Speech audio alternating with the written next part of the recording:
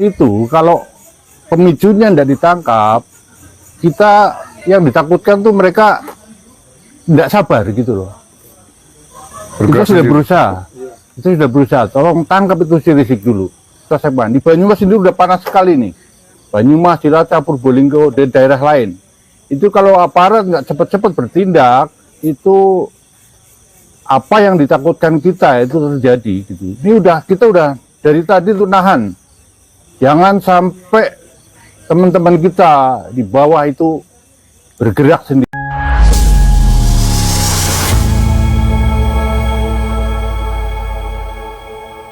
Sahabat-sahabat, Ketua PWI dan Komandan Laskar se-Jawa Tengah yang selalu saya hormati.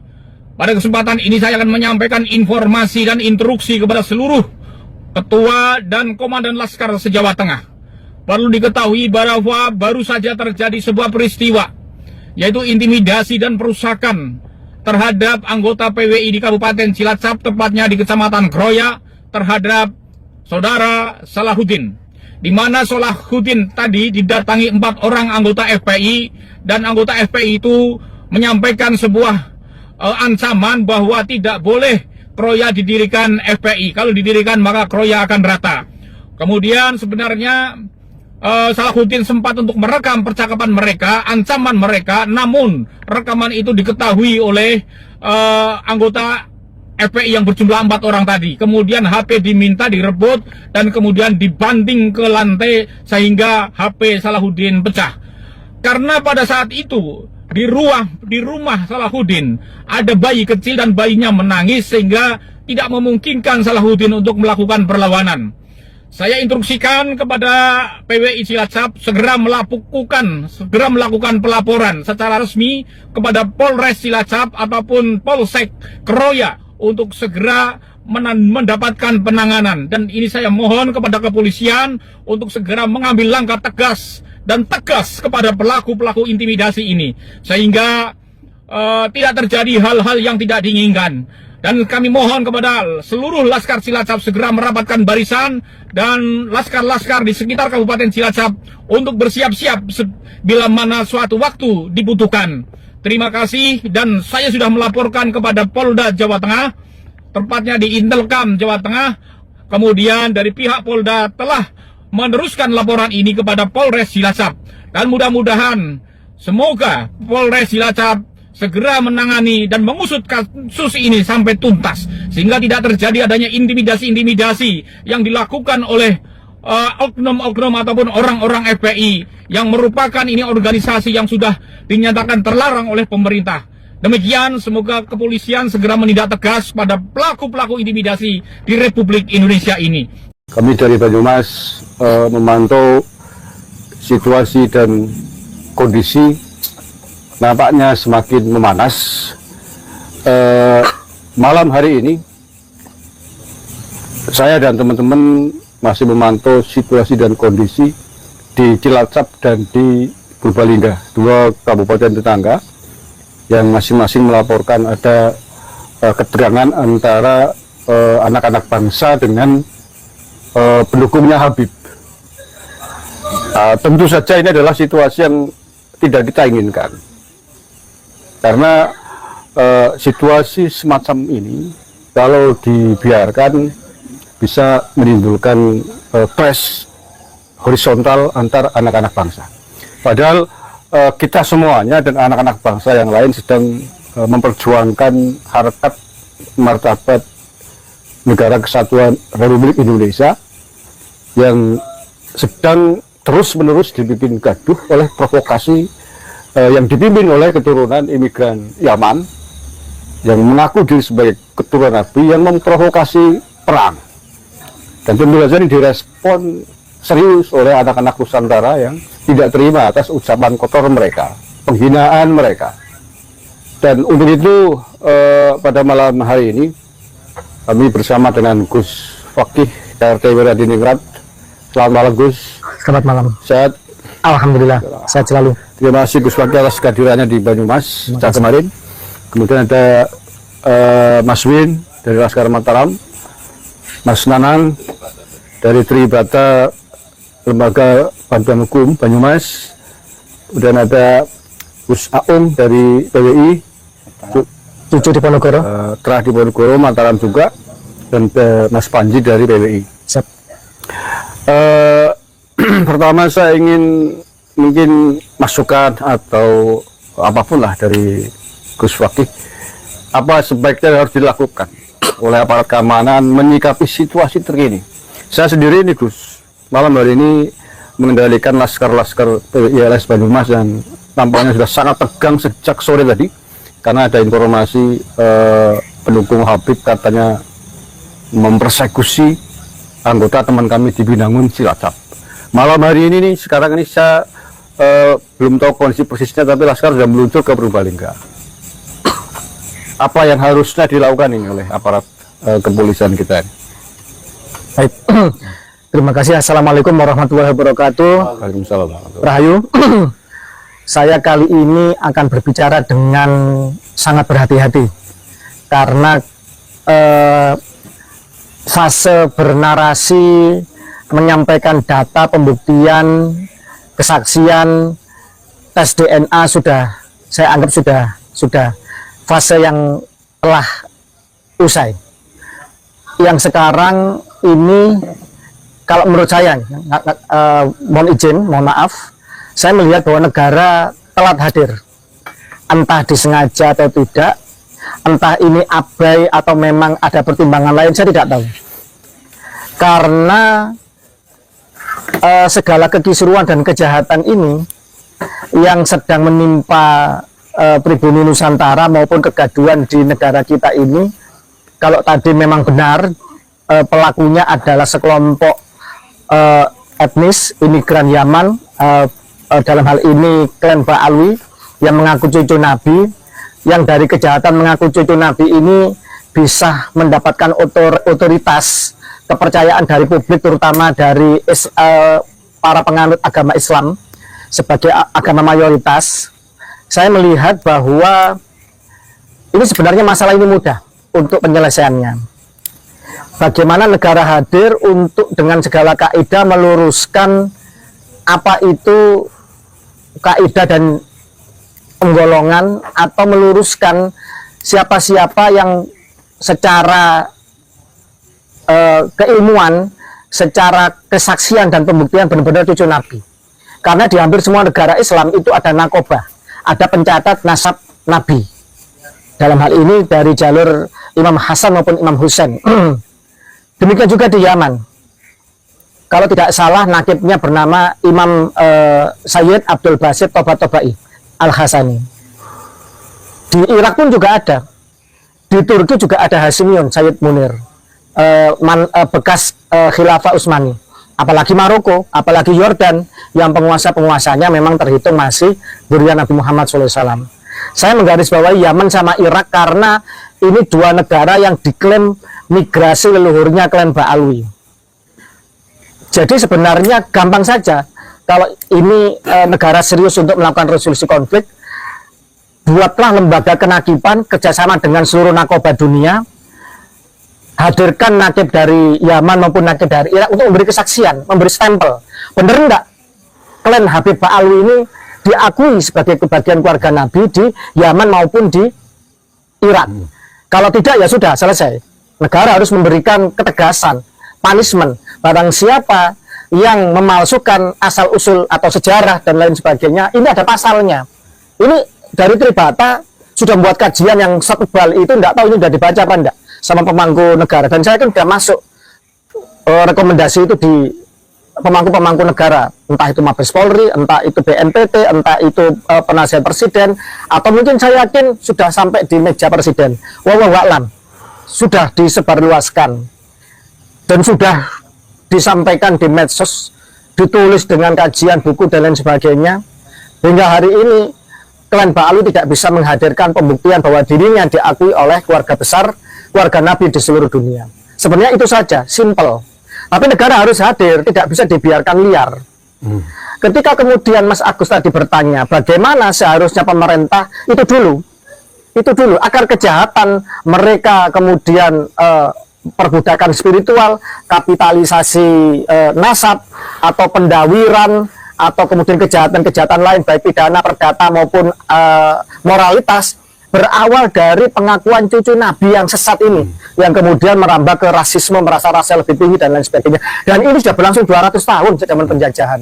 Di alam kemerdekaan ini seyogyanya ya apa ya, pribumi menjadi raja di tanahnya sendiri. Jangan kemudian pribumi selalu menjadi domba aduan, diadu domba, menjadi korban yang kemudian diplokodo kata orang Jawa, yang ditipu, ditindas, dibelokkan sejarahnya, makam-makam palsunya, datuk-datuknya dibelokkan, mendirikan makam palsu, sejarahnya diperkosa, bahkan sejarah kebangsaan kenegaraan juga diperkosa. Nah ini, bagi saya negara ini hadir apa tidak? Oke Gus, itu mungkin jangka panjang ya. Jangka panjang. Jangka panjangnya untuk menyelesaikan akar persoalan mungkin itu. Tapi jangka pendek, saya kira ini kan ketegangan yang tadi saya sampaikan di depan itu imbas dari provokasinya. Sepakat. Rizik Syihab. Sepakat. Yang mengobarkan perang. Sebelum Lebaran. Kalau menurut saya sebaiknya polisi segera mengamankan diri sih. Betul. Karena sumber kekacauannya. Setuju. Yang saya sampaikan tadi sebenarnya fase untuk penyelesaian resolusi konflik secara umum. Ya. Secara khusus sebenarnya gampang saja. Ketika ada api berkobar, mesti ada titik apinya, mesti ada pemicunya. Titik api ini yang harus segera dipadamkan atau dikendalikan. Betul. Kalau provokasi-provokasi ini berasal dari mulutnya oknum-oknum orang-orang yang terindikasi mendukung ISIS, terorisme, bahkan kemudian jejak sejarahnya, digitalnya dan lain sebagainya, membawa pentungan ke sana kemari, dulu sering mempersekusi orang, dan itu seolah dibiarkan dan merajalela, kemudian memberikan tontonan, percontohan dengan chat mesumnya. Dan ini tidak baik bagi bangsa ini, bagi generasi muda kita, bagi kehidupan kebangsaan kita. Nah ini mau nggak mau ya titik api harus dikendalikan. Orang-orang yang membuat gaduh, si Rejek, Bahar, mungkin siapa saja, termasuk mungkin Robito Alawiyah sendiri juga harus dipertanyakan. Buat apa membuat organisasi pernasapan kalau tidak bisa mengendalikan orang-orang yang tergabung di situ, yang diberikan isbat nasab, ngaku cucu Nabi tapi perbuatannya jauh dari ketawadaan Nabi. Jadi itu menurut saya segera ditangkap, segera diamankan itu orang-orang yang membuat gaduh ini. Jangan pribumi yang disuruh untuk bersabar terus, untuk dinasehati, direm, segala macam perlakuan yang sebenarnya pribumi ini korban, menjawab tantangan mereka, menjawab rasisme mereka, menjawab pembelokan sejarah mereka, menjawab bagaimana leluhur kami juga dipalsukan, juga dibelokkan, juga mencoba untuk selalu mereka terus-menerus manipulasi. Nah ini kan kalau didiamkan terus, sabar itu juga ada batasnya. Maka saya berbicara ini dengan sangat hati-hati sekali. Semoga negara sebagai sebuah kontrak sosial benar-benar menunjukkan dirinya menjalani kontrak itu. Karena dalam teori kontrak sosial Jacques Rousseau, seandainya kemudian sebuah kontrak perjanjian itu tidak dijalankan, maka rakyat sebagai pembentuk negara berhak untuk mempertanyakan keberlakuan dari kontrak sosial itu, dan berhak untuk menarik atau menganulir atau memperbarui kontrak itu. Ini yang saya takutkan. Sampai kapan begini terus? Di tengah perekonomian kita dolar semakin naik, di tengah kemudian perang dagang, di tengah kemudian kasus-kasus korupsi besar yang sangat mengganggu hati nurani atau rasa empati sosial masyarakat, mengusik, melukai, dan banyaknya pejabat-pejabat yang seolah-olah abai terhadap semua ini. Nah, tinggal ini saja, selesaikan ini. Tangkap Rizik Syihab, nggak ada lagi. Sumbernya saya kira sumbernya di situ, dan orang-orang yang menjadi pemicu-pemicu lain yang mulutnya kurang ajar, yang selama ini tidak bisa mengontrol narasi-narasi bejatnya itu. Oke, terima kasih Gus. Saya kira saya sepakat, memang harus segera ditangkap. Saya kira Rizik Syihab untuk mendinginkan suasana yang semakin kesini semakin panas. Mas Win mungkin ingin memberikan Mas Nanang, silakan Mas Nanang. Mas.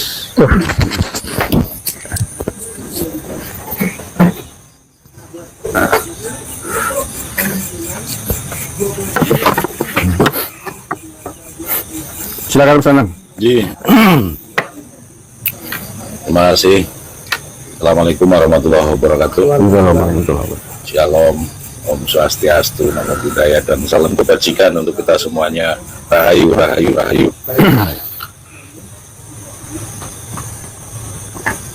Mensikapi ya, perkembangan di tengah masyarakat yang sampai hari ini kita bersama-sama ikut memonitor di beberapa daerah,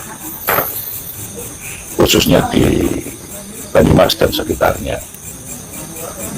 Ini memang yang pertama kami dari Badan Hukum daripada Banyumas ingin menyampaikan keprihatinan yang dalam bahwa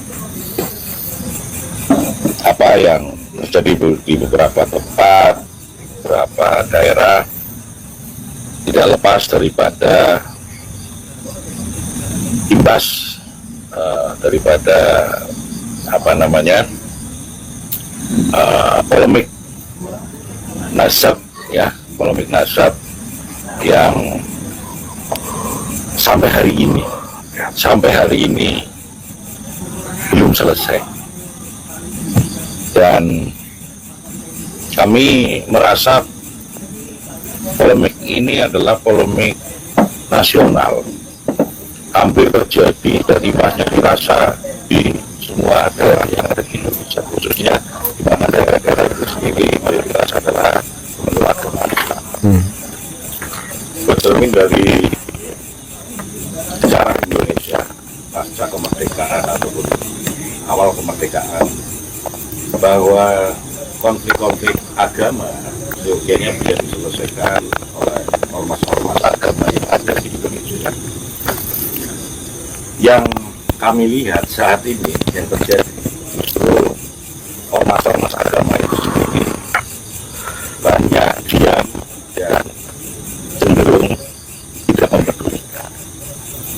Mau tidak mau, suka tidak suka, bahwa mendasari polemik yang terjadi adalah polemik tentang klaim sepihak dari sekelompok orang yang mengaku sebagai keturunan junjungan kita Nabi besar Muhammad Shallallahu Alaihi Wasallam. Mestinya ormas-ormas agama Islam khususnya mau peduli, setidaknya ikut melakukan penelitian, melakukan kajian, atau secara garis besarnya mencari kebenaran itu sendiri, benar atau tidak, sehingga bisa ikut membantu meredam polemik yang ada di bawah atau di masyarakat itu sendiri. Kemudian tadi disampaikan oleh Gus Fakih bahwa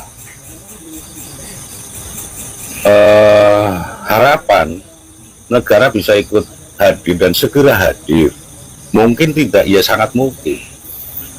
Bukan karena semata ini dianggap persoalan agama kemudian diselesaikan oleh ormas-ormas agama saja.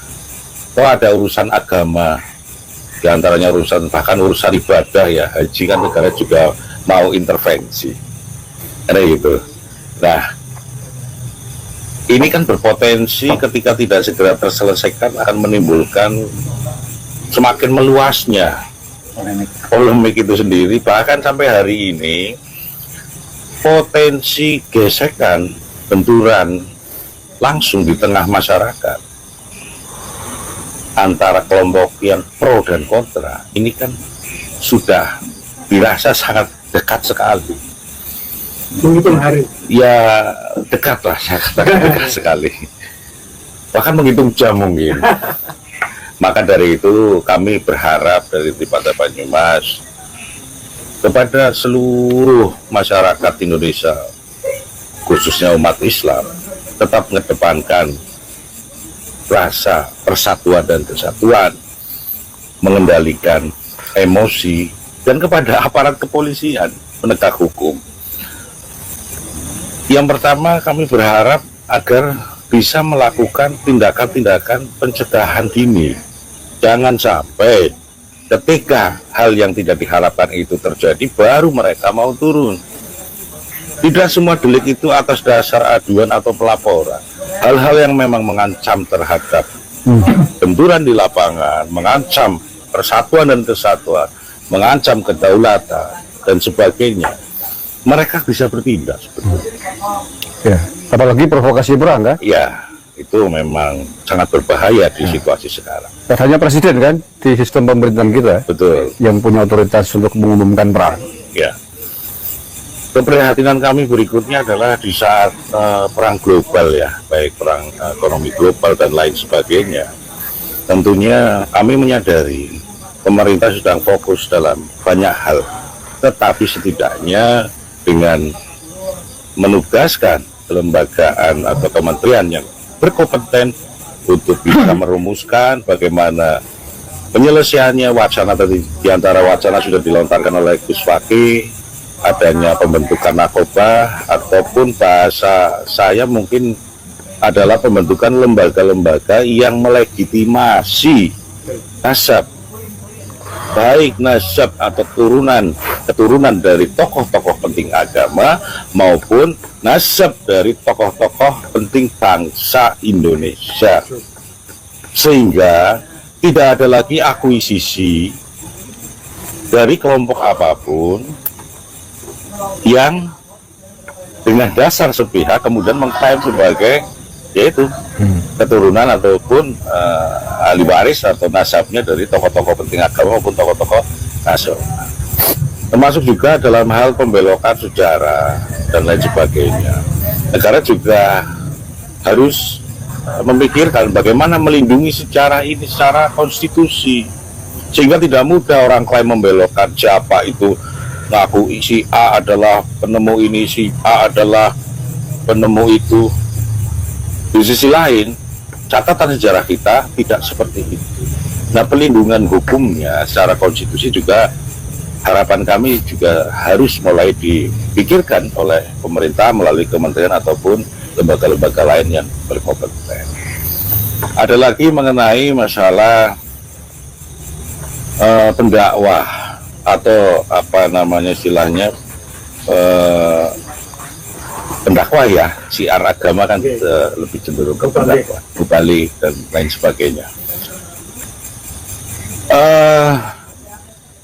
Beberapa kegaduhan di masyarakat, beberapa polemik di masyarakat terjadi itu kan kalau kita amati dari beberapa dai atau pendakwah, ya kan, yang dalam konteks mereka berdakwah yang seyogianya memberikan penyampaian keilmuan tentang agama, tetapi dengan leluasa mereka pun banyak melakukan dengan apa namanya upaya-upaya gerakan-gerakan politik, baik itu dengan cara menjelek-jelekan kelompok satu dengan yang lainnya, bahkan menjelek-jelekan tokoh nasional, pemimpin negara dan lain sebagainya juga mereka lakukan, berani lakukan dengan dalih berkedok pada siar-siar agama yang mereka bentuk atau lakukan di forum-forum mereka sendiri.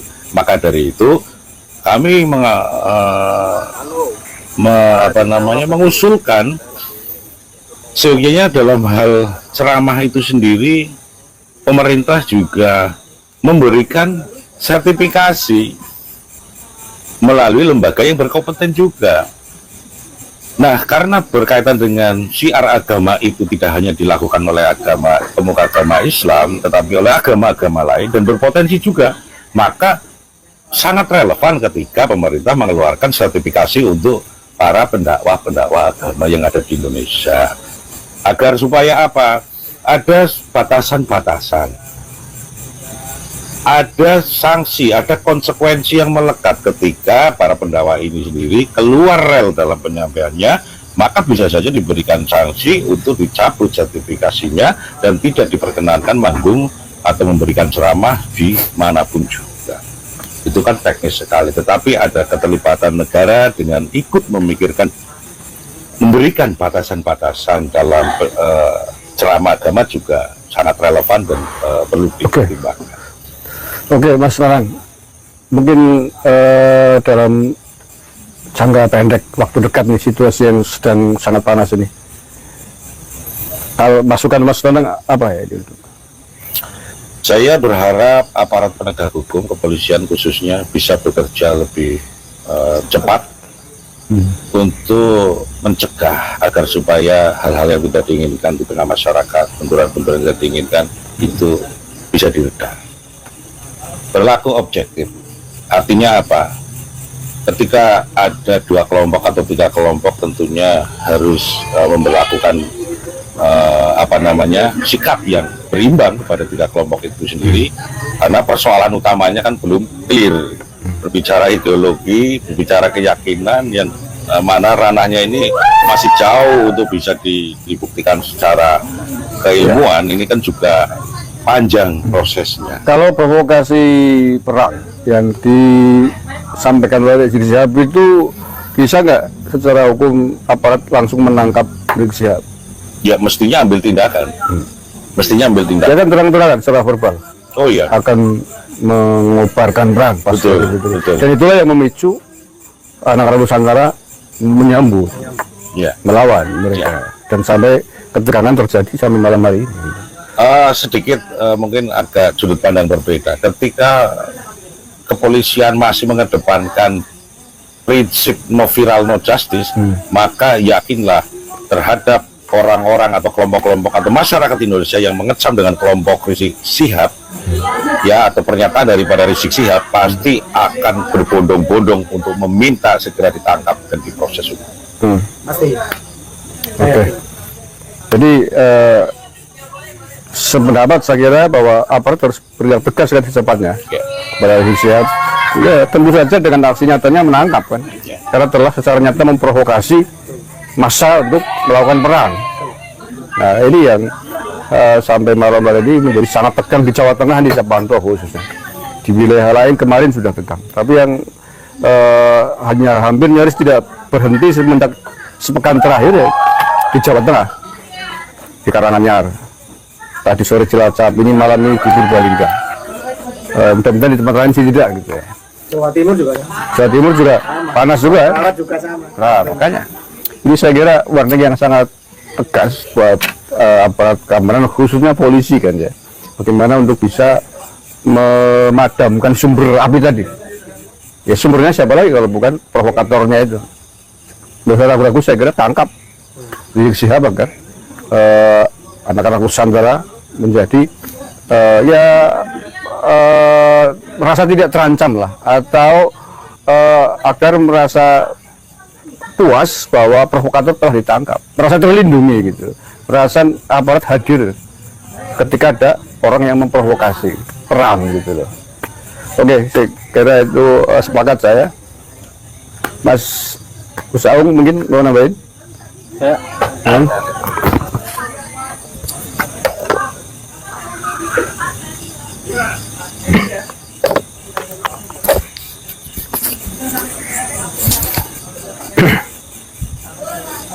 Assalamualaikum warahmatullahi wabarakatuh. Salam wabarakatuh.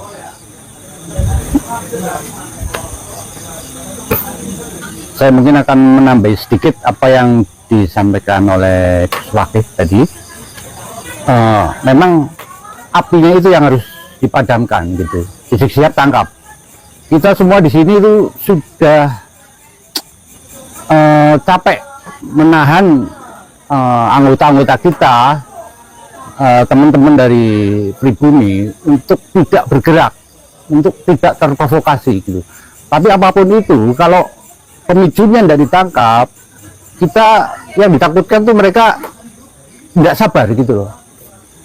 Itu sudah berusaha, tolong tangkap itu si Rizik dulu.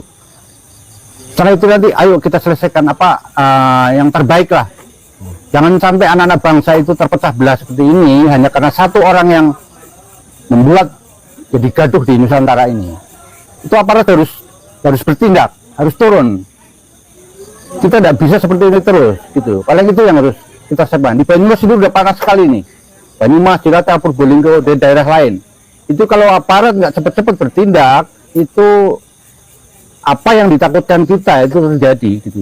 Kita udah dari tadi itu nahan. Jangan sampai teman-teman kita di bawah itu bergerak sendiri. Harus kita kontrol, kita redam semua.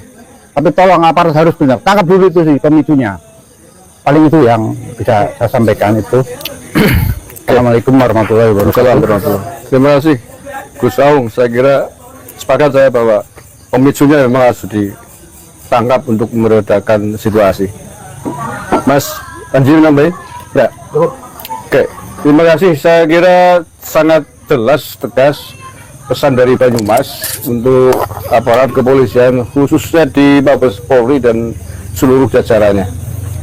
Pro kontra antara kelompok yang pro dengan Balawi dengan yang tidak, yang kontra Balawi semakin hari semakin meruncing dan mencapai puncaknya ketika salah satu pentolan dari Balawi ini yakni Rizik Syihab mengobarkan perang kepada anak Nusantara. Jadi tidak. Jadi tidak. Ya, Baik.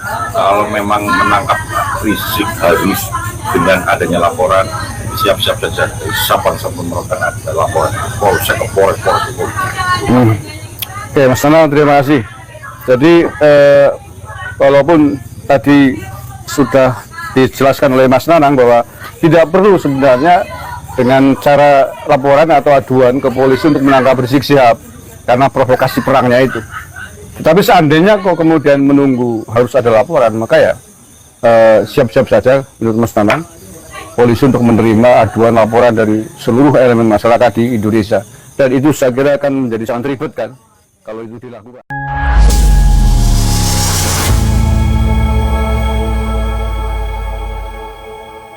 Itulah tadi situasi memanas di Cilacap yang diinformasikan ada pengintimidasian salah satu pengurus PWI di Cilacap, dan tadi sudah kita dengar bersama para petinggi PWI, para pengurus PWI sudah mulai berkumpul untuk membahas hal tersebut. Bagaimana menurut pendapat teman-teman semua? Silahkan lanjut di kolom komentar. Terima kasih, selalu support Arman Al-Fatih. Kita jumpa lagi di video selanjutnya. Assalamualaikum warahmatullahi wabarakatuh.